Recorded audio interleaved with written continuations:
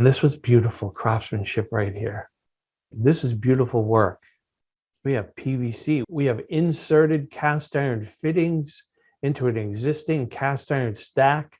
Beautiful cuts, beautiful transition, no hub clamps between the PVC and the cast iron. Wonderful example of a standpipe for a condensate line. No turning horizontal below the flood level rim of the standpipe, which is way up here. We use 45s. So that was a pass. And how's the standpipe? In this case, vented. What would we call how this trap and vent, how is it vented? Justin Nicholas. I want to give it a shot and say, is it individually vented?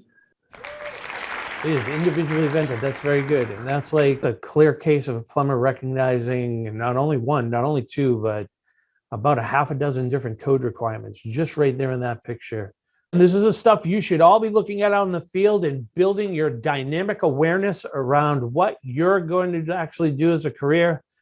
This is the same job, some beautiful work here, packing and pouring and caulking lead joints with inside and outside irons. If you can't tell by looking at the way that joint is caulked, all these fittings you should be able to identify the 4x3Y, what angle that branch is on the Y, that man-off sleeve right there, an end clean out, a 3.5-inch brass clean out cover with a raised nut.